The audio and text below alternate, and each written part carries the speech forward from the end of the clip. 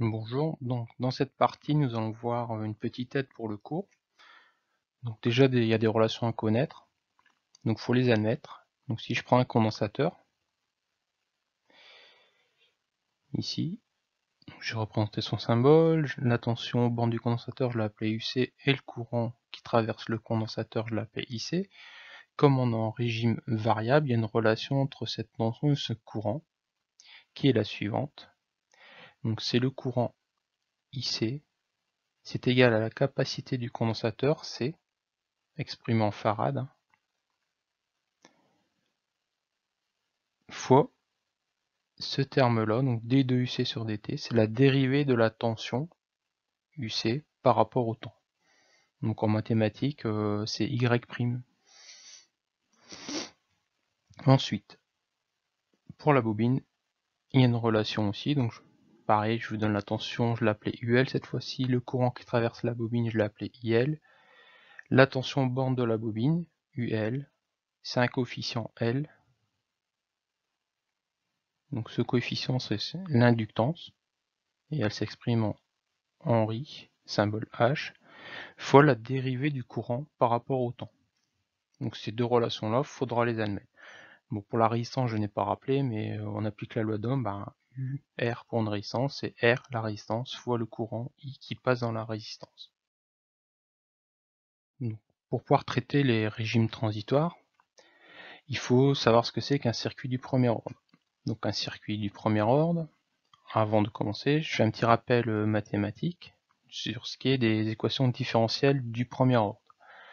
Donc, une équation différentielle du premier ordre, j'ai pris en mathématiques une variable que j'appelle y, donc ça va être ma variable y, et nous elle va dépendre du temps t. Donc je note y de t pour la variable. Donc ça c'est la forme générale. Donc le petit y qui est ici, donc c'est y de t, ça c'est taux, y' c'est la dérivée de la variable y par rapport au temps, et grand y c'est une constante.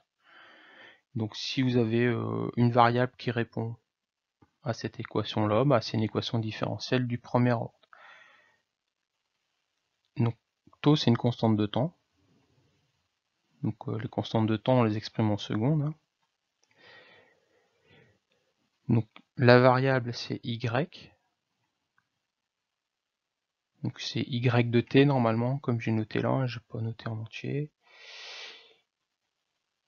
Et le y', c'est ce qu'on j'ai dit tout à l'heure, c'est la dérivée par rapport au temps. Donc des fois on note d de y de t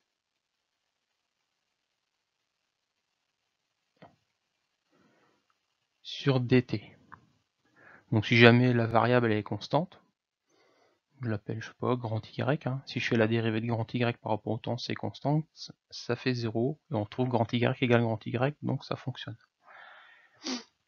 Donc cette équation elle a une solution qui va nous donner Y de t. Ça c'est la forme générale, donc Y de t c'est un coefficient A fois exponentielle moins t, donc la variable temps, divisé par taux, plus b. Donc A et b c'est des constantes. Et pour les déterminer, on va se servir des conditions initiales ou finales de votre système.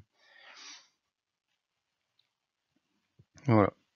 Et j'appellerai donc grand Y que j'ai noté ici, dans l'équation là. Ça c'est ce qu'on appelle la valeur finale, qui est atteinte quand on est dans ce qu'on appelle le régime permanent. Donc il faut connaître cette équation, et après en vous donnant la solution de cette équation, ça va retrouver les coefficients A, B ou Y. Donc c'est ce qu'on va voir après. Alors, dans le cours, je vous ai parlé de la charge d'un condensateur. Donc je vais faire cet exemple-là, je vais le traiter quasiment en entier. Donc je fais d'une manière générale, je n'ai pas donné de valeur. Donc on va avoir un circuit comme ceci. Donc ici j'ai une tension E constante.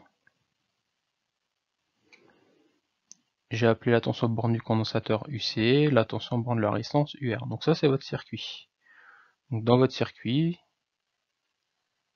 quand je vais appliquer ma tension E au circuit, j'ai un courant qui va circuler. Donc je n'ai pas représenté sur le schéma ici, mais on peut supposer qu'on a un interrupteur au départ qui est ouvert. Puis à l'instant t égale 0, on va fermer l'interrupteur. Et à ce moment-là, le condensateur ici, il va commencer à se charger. Donc au départ, il est déchargé, sa tension est nulle. Puis après, la tension va évoluer, elle va augmenter. Donc là, j'efface mon interrupteur. Voilà. Donc on va reprendre les grandeurs, qu'est-ce qu'on connaît. Donc E, c'est une constante, donc ça, il n'y a pas trop à toucher. Ça peut être 10 volts, 20 volts, ça dépend de ce que vous mettez.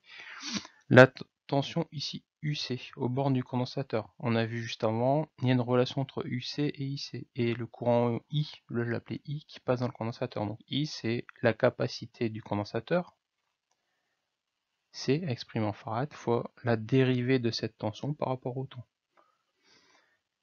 Et après, on a une autre relation pour les tensions ici, pour UR. Donc, application de la loi d'Ohm, le courant I il passe comme ceci. Donc UR, c'est R fois I.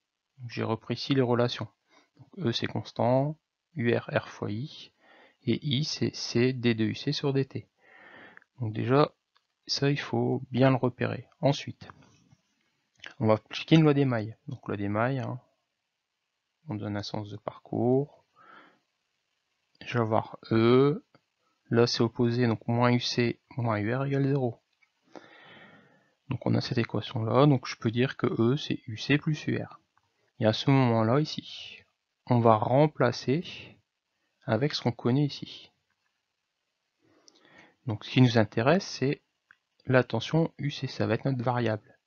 Donc ici j'ai UC, donc je vais le laisser comme ceci. Par contre là j'ai UR. Donc, UR, il faudrait que je l'exprime en fonction de UC. Qu'est-ce qu'on sait pour UR? C'est R fois I.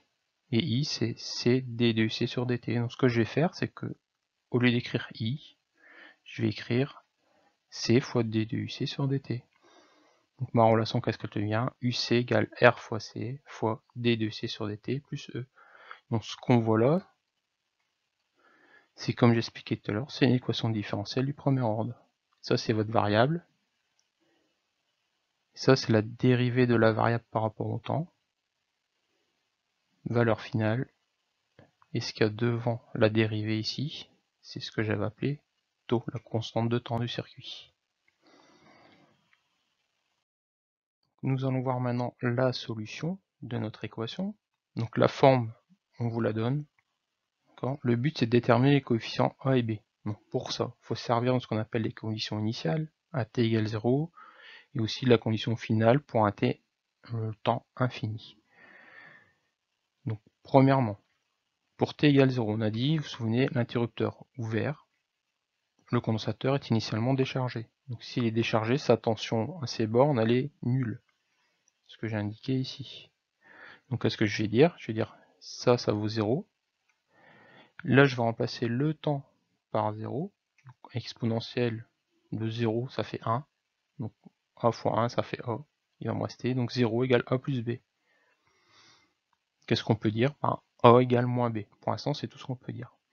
Donc, pour déterminer ces valeurs, on va se fixer maintenant un temps infini. Au bout d'un temps très très très grand, donc temps infini, qu'est-ce qu'on peut dire?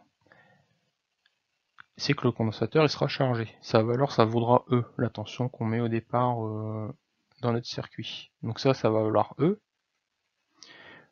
Si je remplace T par l'infini là-dedans, exponentielle moins l'infini, ça tend vers 0. Donc A fois 0, ça fait 0, il nous reste le B. Donc je vais voir E égale B. Donc j'ai pu déterminer, par exemple j'ai mis E égale 10 volts, B vaudrait 10 volts. Et forcément, si on reprend ce qu'on a vu avec la condition initiale, A égale moins B. Donc si E égale 10 volts, B égale 10 volts, et A ça ferait moins 10 volts. Donc A égale moins E. Après je remplace là-dedans, je trouve UC égale moins E fois exponentielle moins T sur taux, plus E. Et après là j'ai mis en facteur. Donc j'ai mis E en facteur. Donc là je l'ai une fois. Et après là je l'ai avec le signe moins exponentielle moins T sur taux, ici. Donc on retrouve cette solution-là. Alors, graphiquement, on peut aussi retrouver les grandeurs. Donc, une fois qu'on a la solution, on peut très bien tracer la tension UC. Donc ça, c'est ma tension UC en fonction du temps. Donc, elle a cette allure-là. Bon, elle est peut-être pas très bien tracée, mais elle démarre de 0 et le condensateur, hop, il se charge. Donc initialement ça vaut 0 et il va se charger pour une valeur très grande du temps à la valeur grand E. Donc ça c'est la valeur finale au bout d'un temps très grand. Il va atteindre cette valeur E. Ensuite, nous ce qui nous intéresse à partir de cette courbe, c'est de pouvoir déterminer la constante de temps, le R fois C théorique. Donc pour le faire, c'est comme vous avez vu un peu en régule sur les systèmes du premier ordre, il faut connaître la valeur finale, donc E, et vous dites, à 63% de cette valeur finale, je retrouve la valeur de taux. Donc là, je place 63%, et je viens lire graphiquement taux. Donc ça, c'est ma constante de temps. Autre méthode, c'est ce qu'on appelle la méthode des tangentes. Donc il faut tracer la tangente à l'origine, ici, à la courbe. Voilà, donc là elle est tracée, ça c'est ma tangente. Et à l'intersection ici, avec la valeur finale, on vient relire la valeur de taux. Donc c'est deux méthodes, il y en a une plus précise que l'autre. Ça dépend comment vous tracez votre tangente, si vous êtes précis ou pas. Donc à quoi ça nous sert cette constante de temps? Graphiquement, on considère qu'au bout de 3 fois ça, donc 3 fois taux, on atteint, on va dire, le régime permanent. On a 95% de la valeur finale. Bon, après on peut faire 5 taux. Si on fait 5 taux, on a 99% de la valeur finale. Donc en général, 3 taux, ça suffit pour définir ce qu'on appelle le régime transitoire. Le régime transitoire, c'est quand la variable, elle varie. Donc la tension UC, on voit bien qu'elle varie là. Et au bout d'un moment, ça stabilise. Donc pour nous, on va définir qu'au bout de 3 taux, voilà, je prends 3 fois taux, on est ici. Toute cette partie-là, ça va être notre régime transitoire. Et après, on suppose que ça, c'est le régime permanent. Donc ça, c'est régime transitoire. Et régime permanent. Donc cette constante de taux, elle sert à définir le régime transitoire et le régime permanent graphiquement ici. Voilà, donc je l'ai remis ici. Donc ces choses que je viens de faire, il faut savoir les faire sur un graphique. Donc dès que vous avez une courbe de charge, voilà.